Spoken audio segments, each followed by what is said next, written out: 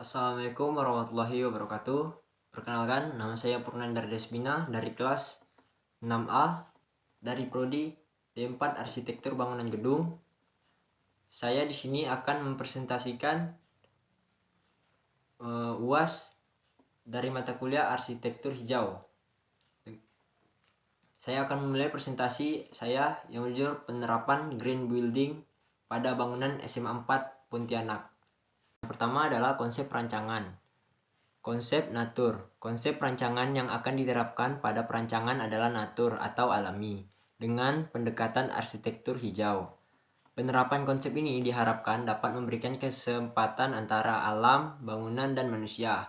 Konsep natur berfungsi sebagai bangunan yang menerapkan elemen-elemen alami, penghijauan, air, dan lain sebagainya, serta merancang bangunan yang dapat mengurangi dan memanfaatkan potensi alam, sehingga dapat menciptakan kenyamanan bagi pengguna bangunan. Penerapan konsep natur dilakukan dengan cara sebagai berikut.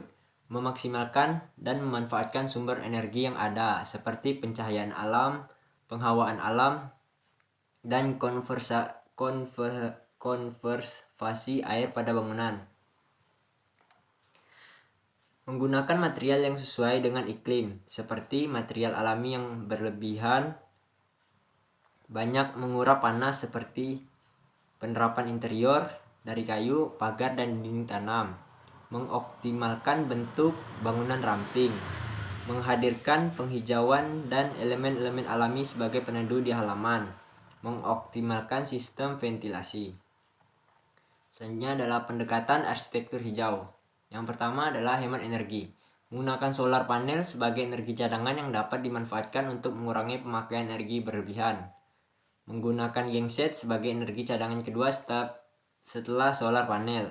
Tempat guna lahan. Site berada di pusat perkotaan. Walaupun berada di pusat perkotaan, tapi site tersebut lumayan jauh dari daerah jalan raya. Site juga mudah diakses dan memiliki vegetasi yang cukup banyak. Konservasi air. Pemanfaatan air hujan yang dialirkan ke groundwater tank, kemudian disedot menggunakan mesin pompa dan masuk ke toren. Selanjutnya diteruskan ke ruangan yang membutuhkan air. Selanjutnya ada pengolahan tapak. Yang pertama tuh ada orientasi bangunan adaptif terhadap pola edar matahari. Matahari terbit dari arah timur. Yang terkena matahari pagi adalah sisi bangunan bagian kanan dan bagian depan. Sedangkan matahari sore yang terkena sinar matahari pada sisi bangunan sebelah kiri hampir menyeluruh mengenai posisi bagian sebelah kiri. Pada gambar tersebut ada gedung 1, gedung 2, gedung 3, dan gedung 4. Selanjutnya ada pengolahan tapak. Nilai albedo maksimal 0,30. Total dari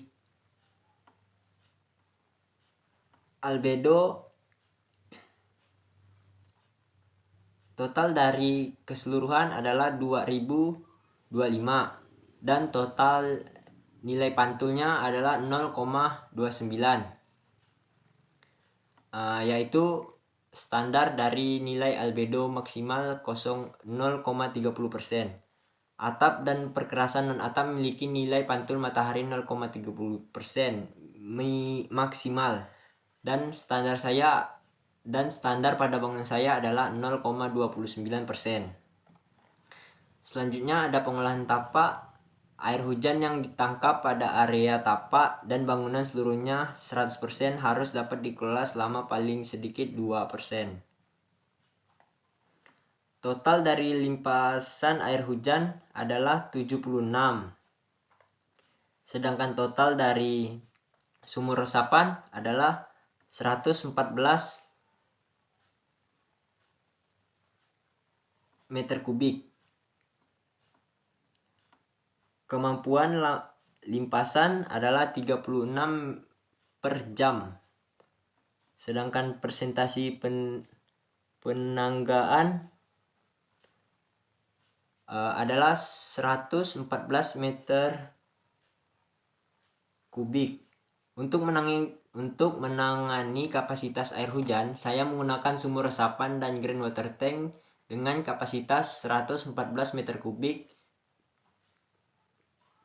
Dengan ini memenuhi standar 100%.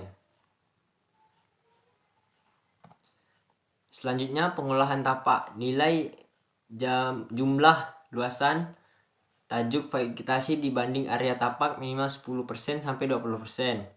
Sedangkan total dari tajuk vegetasi saya adalah 967 dan presentasinya adalah 10%. Jadi bangunan ini memenuhi standar yaitu minimal 10%. Saya juga menerapkan pohon ketapang kencana, pucuk merah, dan pohon mangga.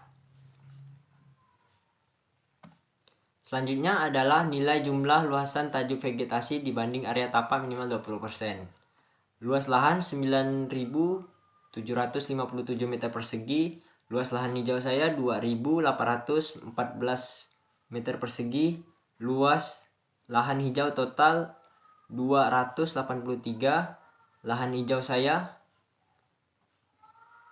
283,14 dibagi luas lahan saya dikali 100% yaitu 25,31%, yaitu jadi bangunan ini memenuhi standar pada nilai vegetasi dibanding area tapak. Perhitungan lahan area hijau maksud saya. Selanjutnya ada pengolahan tapak. Nilai jumlah luasan tajuk vegetasi dibanding area tapak. Untuk pohon ketapang rencana mempunyai spesifikasi dengan fungsi peneduh, peredam, dan penyaring debu. Untuk pucuk merah dapat meredam suara dan penyaring debu, sedangkan pohon mangga dapat peneduh dan penyaring debu. Untuk selanjutnya adalah penyediaan lahan parkir. Lahan parkir di bangunan saya yang saya terapkan adalah 145, untuk parkir motor dan parkir mobil adalah 218.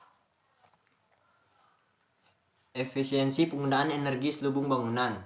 Selubung bangunan memiliki nilai OTTV dan RTTV paling tinggi 35 watt per meter persegi. Untuk gambar di sini ada tampak selatan, utara, barat, dan timur. Dan total dari OTTV saya adalah 17,22, yaitu memenuhi syarat. OTTV dan RTTV paling tinggi kan 35 watt, sedangkan total dari keseluruhan saya adalah 17,22 watt. Dan ini adalah gedung B, gedung C, gedung D, dan ini adalah nilai perbandingan selubung bangunan transparan dengan selubung bangunan masif atau window to wall ratio kurang dari 30%. Dan total dari saya adalah 7,46%. Jadi memenuhi standar. Ini untuk bangunan B, ini untuk bangunan C, ini untuk bangunan D.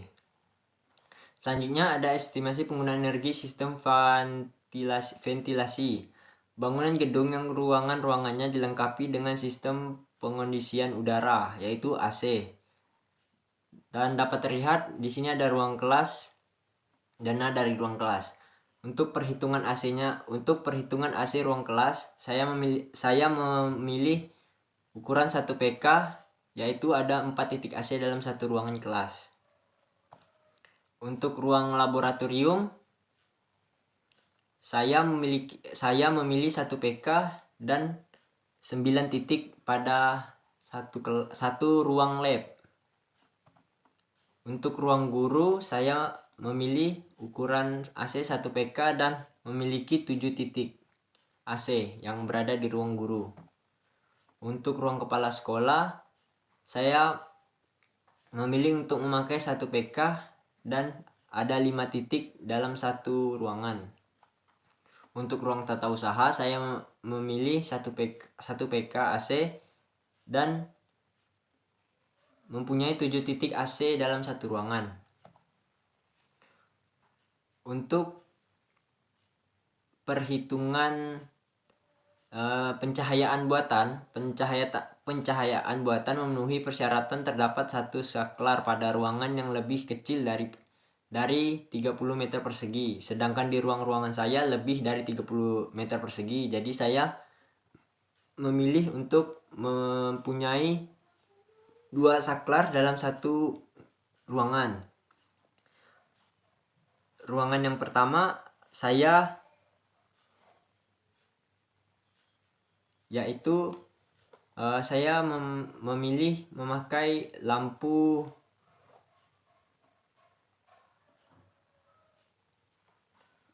LED tabung linier. Untuk ruangan kepala sekolah ada 24 titik lampu, untuk ruangan tata usaha ada 35 titik lampu, dan ruangan rapat ada 43 titik lampu. Untuk selanjutnya ada ruangan lab. Untuk lab sendiri ada total semuanya ada 41 titik lampu dengan jenis lampu yang sama dengan yang sebelumnya, yaitu LED tabung linier. Untuk selanjutnya di gedung B ada kelas.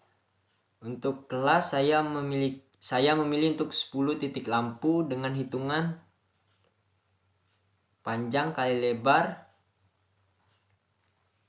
yang menghasilkan 10 titik lampu dengan rumus yang sudah ditentukan atau standar dari rumus titik lampu.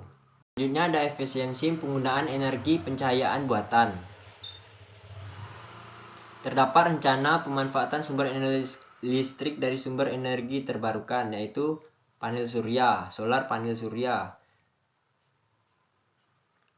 Solar panel surya saya letakkan di atas atap, dan ruangan baterai saya letakkan di paling pojok lantai 2.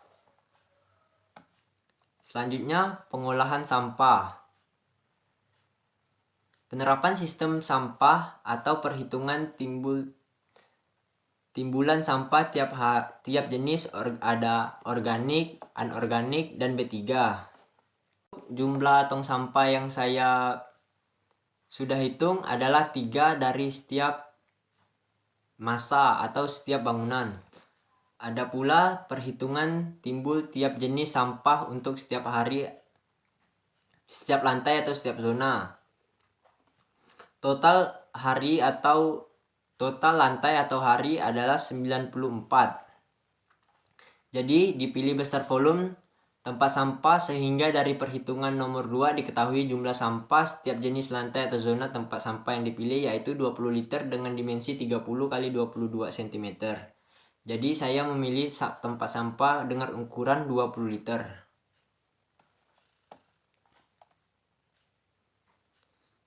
Selanjutnya ada pengolahan sampah, penerapan sistem penanganan sampah, yaitu perhitungan timbulan sampah tiap jenis organik, anorganik, dan B3. Jadi prosesnya adalah dari tempat sampah yang ada di setiap zona atau lantai, kemudian diangkut menggunakan gerobak sampah menuju ke tempat pembuangan sementara TPS, yang kemudian akan diangkut ke TPA setiap 2 hari sekali menggunakan truk sampah. Sekian dari saya, kurang lebihnya mohon maaf. Wabillahi taufik wa hidayah. Wassalamualaikum warahmatullahi wabarakatuh. Terima kasih.